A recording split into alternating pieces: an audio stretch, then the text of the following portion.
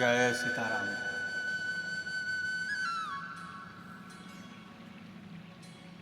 परम शांति का मार्ग जो है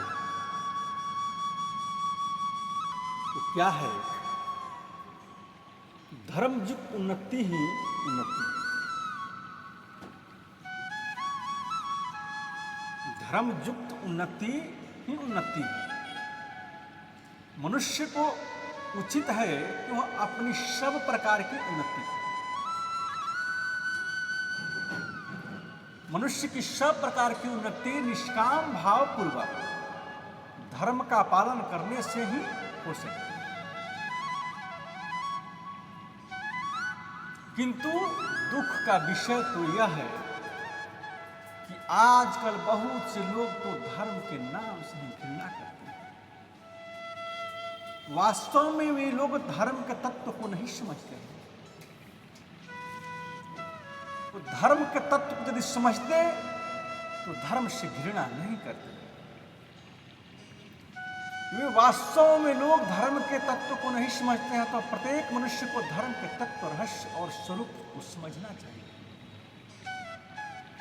धर्म का स्वरूप है यतोऽभ्युदयनीः श्रेयः ससिद्धिः स धर्मः।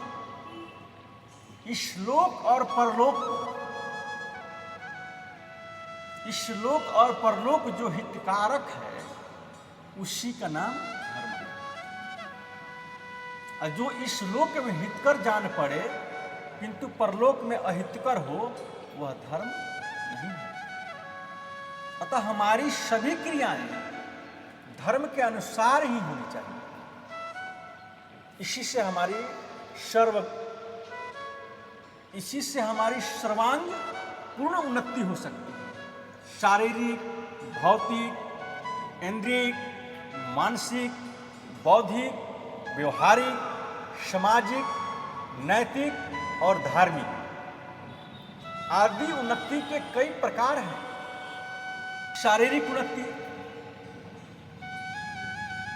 शारीरिक उन्नति के साथ ही धर्म का बहुत घनिष्ठ संबंध है।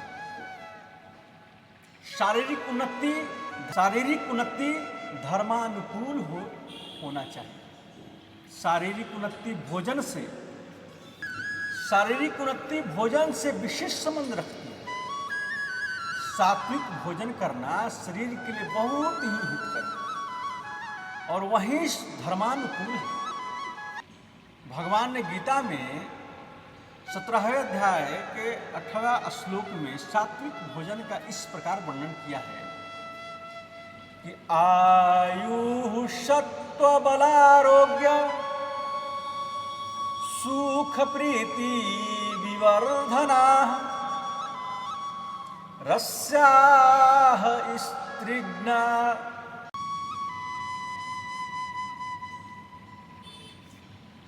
रस्यास्त्रिग्धः स्थिरा यद्याहारः सात्विक प्रियः।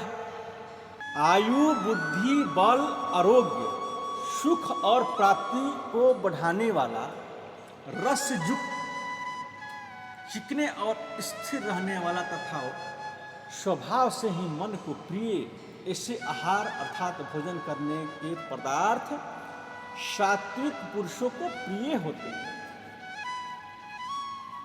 हमें सात्विक भोजन के इन लक्षणों पर ध्यान देना चाहिए।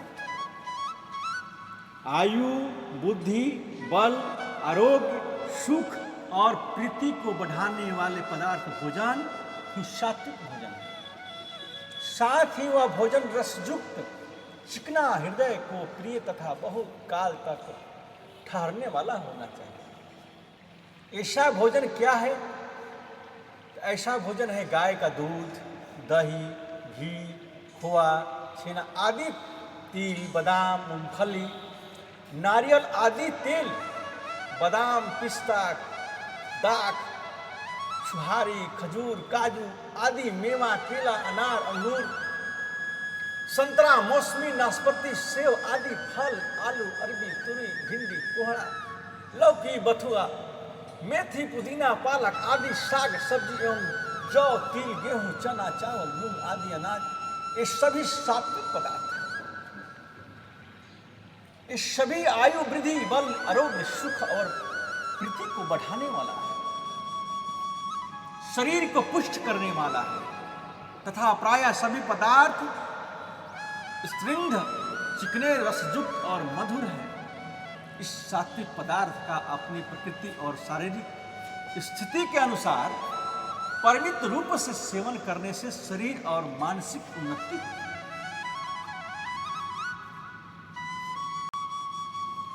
इसके विपरीत राजसी तामसी भोजन करने से शारीरिक और मानसिक हानि होती है,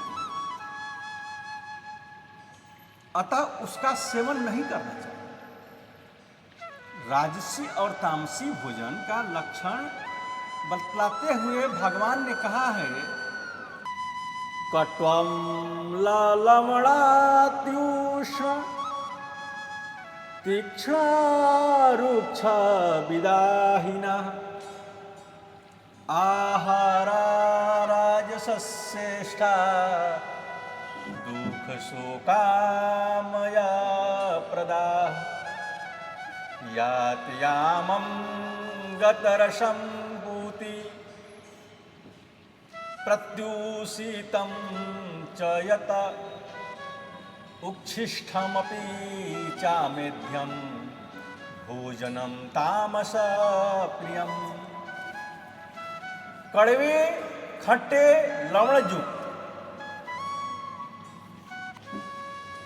तो कड़वे, खट्टे, लवणयुक्त, बहुत गर्म, तीखे, रूखे, दाहकारक और दुख, चिंता आदि रोगों को उत्पन्न करने वाले आहार अर्थात भोजन करने वाले पदार्थ राजस पुरुषों को प्रिय होते हैं, अर्थात राजसी भोजन है। एवं जो भोजन अधपका, रसरहित, दुर्गंधयुक्त, बासी और उच्छिष्ट है तथा जो अपवित्र भी है, वह भोजन तामस पुरुषों के लिए प्रिय होता है, अर्थात वह तामसी भोजन। उपयुक्त राजसी और तामसी भोजन का परित्याग करके सात्विक भोजन का सेवन करना ही उचित है। इसके सिवा पुरुषों के लिए आसन, दंड बैठक, कुश्ती, दौड़ आदि कसरत करना तथा स्त्रियों के लिए चक्की से आटा पीसना, चरखा काटना, रसोई बनाना, झाड़ बहार करना, घर की सफाई रखना आदि गृह कार्य करना एवं अन्य शारीरिक न्याययुक्त परिश्रम करना शरीर की उन्नति में लाभदायक है। इसके विपरीत निकम्मा रहना, अधिक सोना, प्रमाद, दुराचार, मिथ्या बकवास, अनुचित परिश्रम और मैथुन करना, ये सब शारीरिक के लिए महान हानिकारक है। इससे बचकर रहना चाहिए। इस प्रकार शरीर में सात्विक बुद्धि, बल, आयु, आरोग्य, सुख और प्रीति का बढ़ना एवं शरीर का स्वस्थ रहना शारीरिक उन्नति है। इस शरीर की उन्नति है, इस भौतिक उन्नति। भौतिक उन्नति शारीरिक उन्नति से भिन्न है। भौतिक उन्नति उसकी अपेक्षा व्यापक है। भौतिक उन्नति क्या है कि आकाश, वायु, तेज, जल, पृथ्वी, इन पांचों भूतों को अधिक से अधिक मनुष्यों पर योगी बना,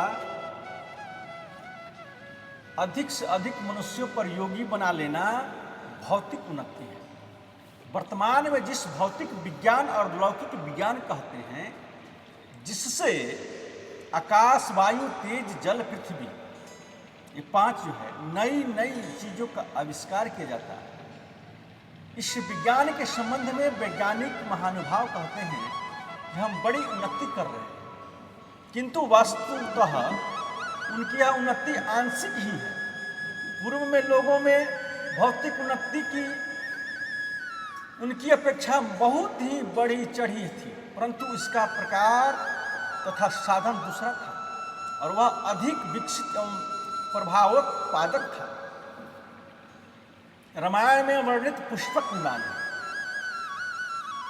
राजा सालों का सौभ विमान, पशुपाताश्च पाशुपतास्त्र, नारायणास्त्र और ब्रह्मास्त्र एवं वेद व्यास जी के वर्षों बाद मृत 18 अक्षौहिणी सेना का आवाहन करके प्रत्यक्ष दिखाना और बातचीत करा देना तथा श्री भरद्वाज जी एवं कपिल देव जी आदि के जीवन में अष्ट सिद्धियों के चमत्कारी घटनाएं इसके ज्वलंत प्रमाण हैं। तो इंद्रिय की उत्पत्ति का है, इंद्रिय उन्नति। इसी प्रकार हमें इंद्रियों की भी उन्नति करनी चाहिए।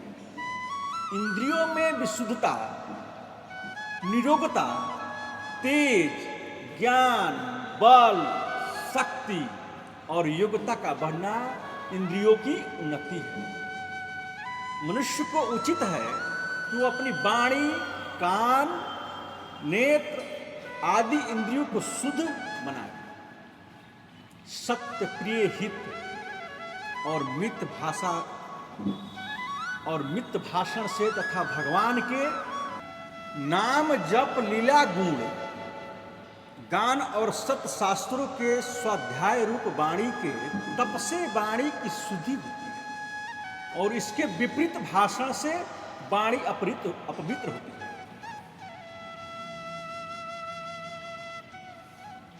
विपरीत भाषण से वाणी अपवित्र होती है। इसी प्रकार कानों के द्वारा उपदेशप्रद भीतकर और सद्गुण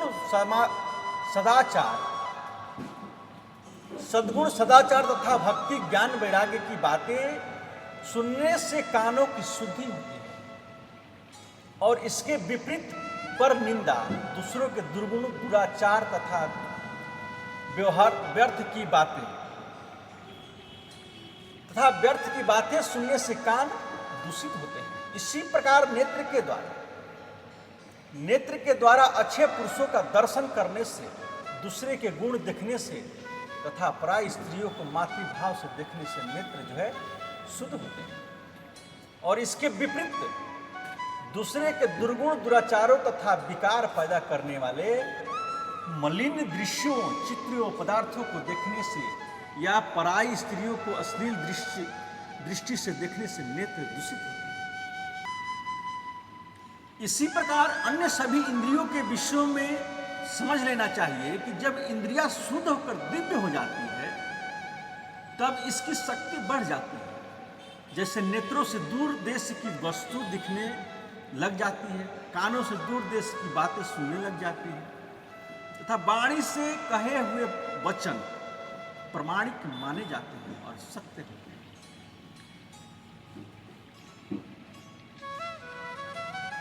मानसिक उन्नति। तो मानसिक उन्नति क्या है कि इसी प्रकार हमें अपनी मन की उन्नति करनी चाहिए।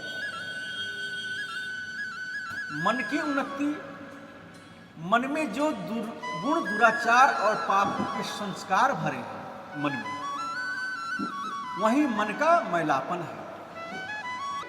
किसी भी कार्य को करने के लिए जो मन में साहस नहीं होता है, यह मन की कमजोरी है, दुर्बलता है तथा विषयों में आसक्ति होने के कारण जो मन में चंचलता है वह मन का विक्षेप दोष है। मन को इस मलिनता, दुर्बलता और चंचलता आदि दोषों से रहित करके शुद्ध और बलवान बनाना और स्थिर करना आवश्यक है। निस्वार्थ भाव से कार्य कर्तव्य का पालन करने से, किसी का बुरा ना चाहने से, बुरे और व्यर्थ संकल्पों का त्याग करने से और भगवान के नाम रूप का स्मरण करने से मन शुद्ध होता है। ईश्वर पर विश्वास रखने में से मन की कमजोरी दूर होती है और धीरता, वीरता, गंभीरता बढ़ती है तथा ईश्वर के ध्यान के अभ्यास, विषयों में वैराग्य, अध्यात्म विषयक विचार करने से विक्षेप दोष का नाश होता है। इस प्रकार करने से मन में पवित्रता, स्थिरता, साहस, बल आदि का आविर्भाव होकर मन की उन्नति हो जाती है। मन की उन्नति के लिए गीता में भगवान ने मानस तप का जो वर्णन किया है,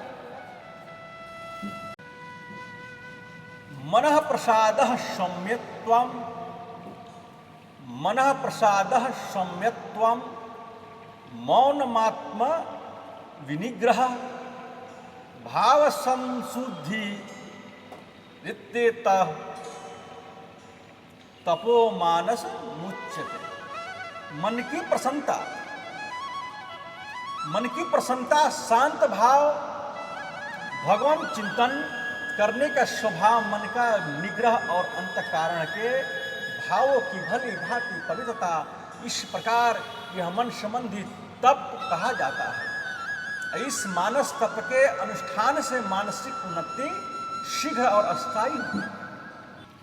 बौद्धिक उन्नति, अब आता है कि बौद्धिक उन्नति क्या है। तो अपनी बुद्धि की उन्नति करनी चाहिए। बुद्धि में अपवित्रता, अज्ञता, विपरीत ज्ञान, संशय और स्थिरता आदि अनेक दोष भरे हैं। इस सब सात्विक भाव, निष्काम सेवा, सत्पुरुषों के संग, सत्शास्त्रों के स्वाध्याय और परमात्मा के ध्यान से दूर होते हैं। बुद्धि को सात्विक बनाना चाहिए। सात्विक बुद्धि के लक्षण गीता अध्याय 18 श्लोक 30 में भगवान श्री कृष्ण ने इस प्रकार बताए हैं। प्रवृत्तिम च निवृत्तिम च कार्याकार्य भयाभये बंधम मोक्षम च या वेति बुद्धि सा पार्थ सात्विक। पार्थ जो बुद्धि प्रवृत्ति मार्ग और निवृत्ति मार्ग को, कर्तव्य और अकर्तव्य को, प्रवृत्ति मार्ग और निवृत्ति मार्ग, कर्तव्य और अकर्तव्य को, भय और अभय को तथा बंधन और मोक्ष को यथार्थ जानती है, वह बुद्धि सात्विक है। प्रवृत्तिम च निवृत्तिम च कार्ये भयाभये बंधम मोक्षम च या वेति बुद्धि सा पार्थ सात्विक। इस प्रकार समझकर बुद्धि की उन्नति करनी चाहिए। बुद्धि सात्विक हो जाने पर मनुष्य में धीरता, वीरता, गंभीरता, क्षमा, दया, शांति, संतोष, समता, सरलता आदि सद्गुण अपने आप स्वाभाविक ही आ जाते हैं। और आता है व्यवहारिक उन्नति। तो व्यवहारिक उन्नति करनी चाहिए। हम सबके साथ ऐसा व्यवहार करें, हम सबके साथ ऐसा व्यवहार करें कि जो सत्यता, सरलता, स्वार्थ त्याग, निष्काम भाव, उदारता, विनय और प्रेम से युक्त हो तथा जिससे दूसरे का हित हो। व्यापार में झूठ, कपट, चोरी, विश्वासघात कभी नहीं करनी चाहिए। वस्तुओं के लेन देन में इस समय वजन, नाप और संख्या में न तो अधिक लेना और न कम देना चाहिए। इसी प्रकार ग्राहक को एक चीज दिखाकर उसके बदले दूसरी चीज नहीं देनी चाहिए। और नफा, आढ़त, दलाली, कमीशन, भाड़ा, ब्याज ठहराकर न तो कम देना चाहिए और न अधिक लेना चाहिए। बढ़िया चीज के घटिया और पवित्र में अपवित्र मिलाकर न तो खरीदना चाहिए और न बेचना ही चाहिए। एवं ऐसी वस्तुओं का भी व्यवसाय नहीं करनी चाहिए जिसमें प्राणियों की विशेष हिंसा हो तथा जो मांस, मदिरा, अंडे, हड्डी, चमड़ा आदि अपवित्र गंदी चीजों से संबंध रखने वाला हो। व्यवसाय के समय परस्पर सबके साथ बहुत उत्तम तथा सरल, विनम्र, स्पष्ट, न्याय युक्त और सत्य व्यवहार करनी चाहिए। गल्ला, किराना, सूत, कपड़ा, गुड़, चीनी, लोहा, सीमेंट आदि किसी भी वस्तुओं के भाव तेज या मंदे हो जाने पर भी स्वीकार किए हुए सौदे के मालिक को देने और लेने में न तो जरा भी आनाकानी करनी चाहिए, न बेईमानी करनी चाहिए और न अस्वीकार ही करनी चाहिए। चाहे कितनी ही हानि का सामना क्यों न करना, किसी भी दलाल, व्यापारी या एजेंट का कोई भूल से दोष हो जाए तो उसे क्षमा कर देना चाहिए तथा उसे संपर्क में आने वाले सभी व्यक्तियों को अधिक से अधिक लाभ हो और उनका सब प्रकार से उन्नति हो, ऐसा भाव को रखना चाहिए। ऐसे व्यापार से इहलोक और परलोक दोनों में सुगमता से उन्नति हो सकती है। सामाजिक उन्नति, सामाजिक उन्नति भी करनी चाहिए। बच्चा पैदा होने पर पार्टी देना, लोगों को बुलाकर चौपड़ ताश खेलना, बीड़ी सिगरेट पिलाना, विवाह शादी में दहेज लेना, दहेज का दिखलावा करना, आतिशबाजी करना, बिनोरी निकालना, बुरे गीत गाना, थिएटर तमाशे दिखलाना, पार्टी देना, बहुत अधिक रोशनी करना, बड़े पंडाल बनाना, दिखावे में व्यर्थ खर्च करना, घर के किसी वृद्ध आदमी के मर जाने पर विधि संगत ब्राह्मण भोजन और बंधु बांधवों के अतिरिक्त प्रतिभोज करना, पार्टी देना आदि जो कृतियाँ और फिजूल खर्ची है उसको हटाना चाहिए। ये सब बातें सामाजिक उन्नति के अंतर्गत है।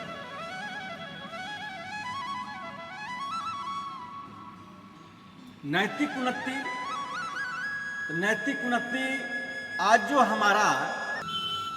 हमारा नैतिक पतन हो रहा है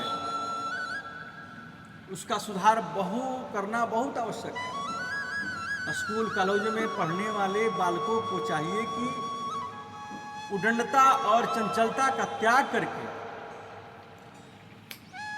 उद्दंडता और चंचलता को त्याग करके सबसे सभ्यतापूर्ण विनम्र व्यवहार करें।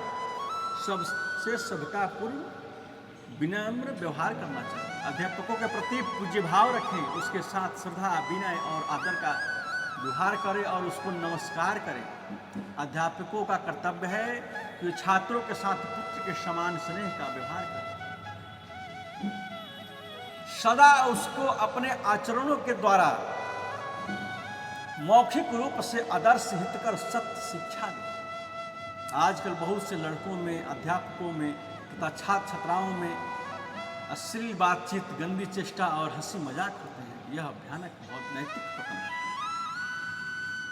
इसका सर्वथा त्याग करना चाहिए। अध्यापकों को भी स्वयं इस दोष से बचना और लड़कों को भी अच्छी शिक्षा देकर बचाना चाहिए। आजकल स्कूल कॉलेजों में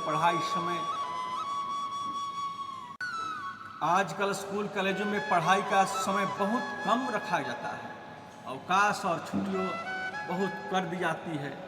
इससे व्यर्थ का प्रमाद में समय नष्ट होता है और अध्ययन बहुत कम होता है। इसका भी सुधार करने की आवश्यकता है।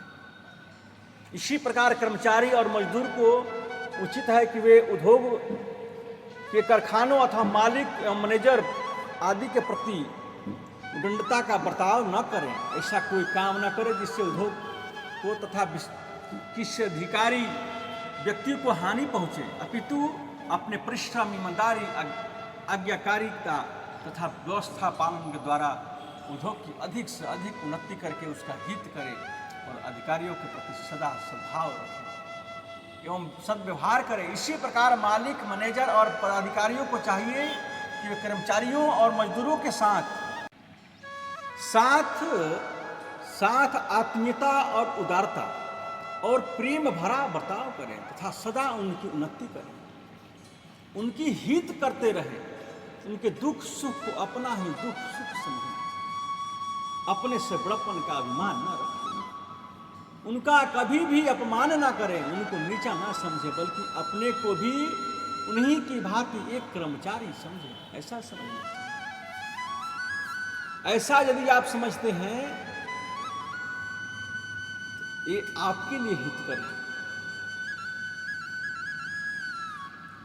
रेल यात्रा करते समय किराया चुकाए बिना नियम विरुद्ध बोझ साथ न ले जाए तथा नीचे दर्जे के टिकट लेकर ऊंचे दर्जे में न बैठे और न बिना टिकट के ही यात्रा करें। न तो हक से अधिक जगह ही रोके और न जगह रहते हुए किसी को आने से मना ही करे। जो सबके साथ प्रेम पूर्वक न्याय युक्त और उदार पूर्वक व्यवहार करे। इसी प्रकार मेल आदमी में भी नीति का व्यवहार करना चाहिए। कहीं पंचायती का काम पड़े तो पांच बनकर लोभ मोह या अज्ञान से अथवा मान बढ़ाई की इच्छा से किसी का पक्षपात नहीं करना चाहिए, बल्कि उसके साथ न्याय युक्त और सम और सत्य व्यवहार करना।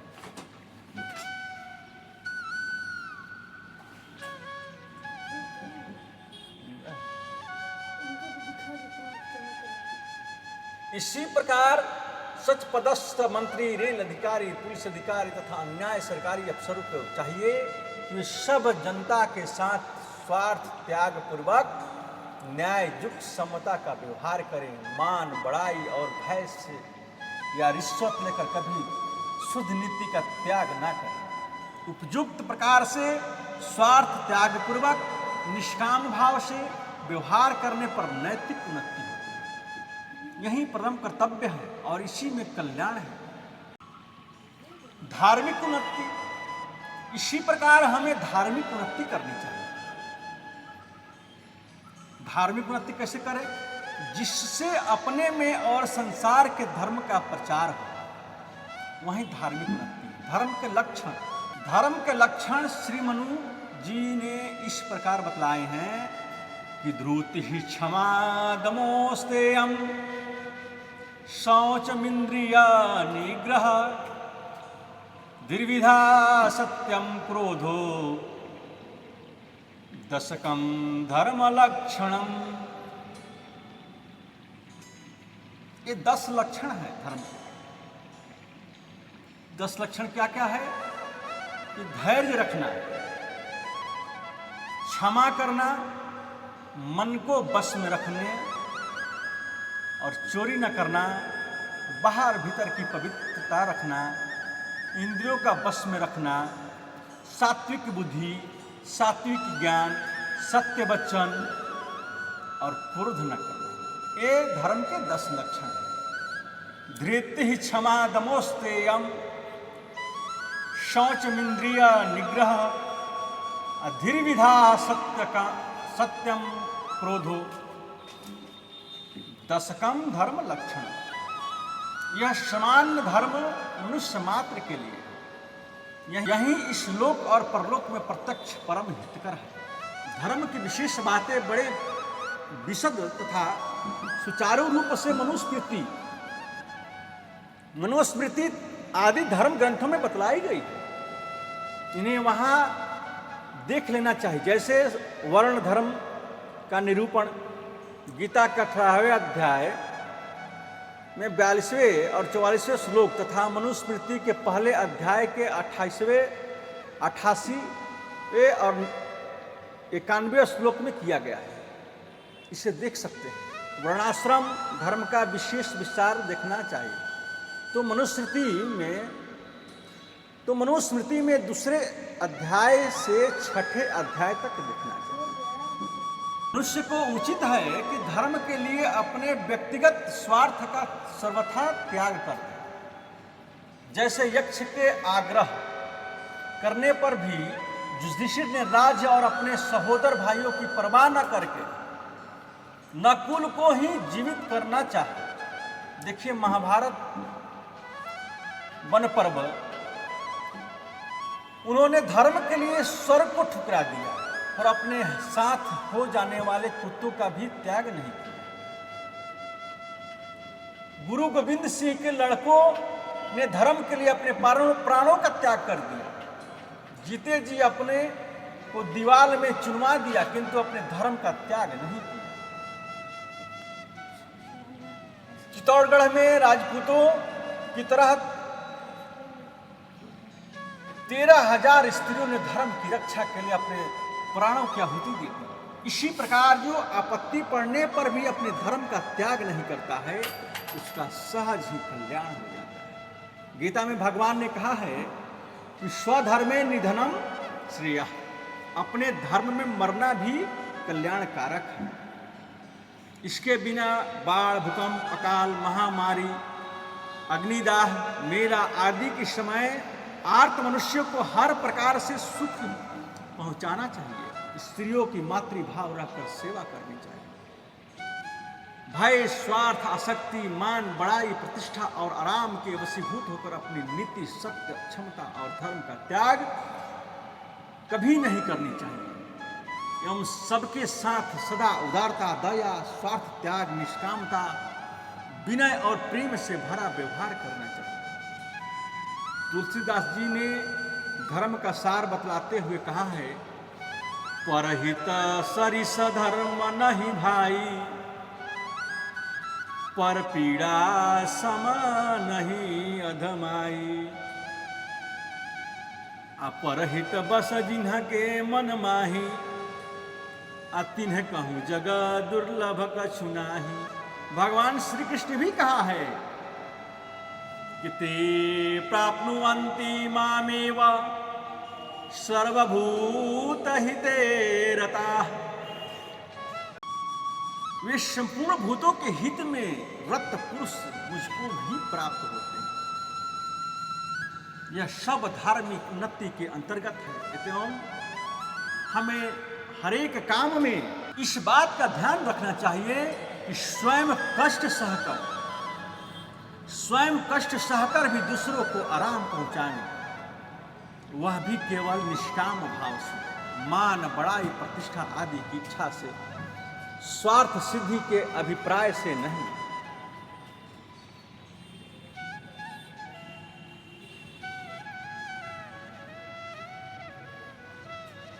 इस प्रकार परमात्मा की प्राप्ति के उद्देश्य से और परहित की भावना से स्वार्थ का त्याग करके निष्काम भाव और प्रेम पूर्वक आचरण करने पर उपयुक्त सभी प्रकार की उन्नति परमार्थ में परिणत हो जाती है, परमार्थ में परिणत हो जाती है, अर्थात मनुष्य का कल्याण करने वाला हो जाता है। जैसे भक्ति, ज्ञान, वैराग्य से मनुष्य का कल्याण हो जाता है, इसी प्रकार उपयुक्त सगुण सदाचार युक्त उन्नति से भी मनुष्य का कल्याण हो जाता है। जय श्री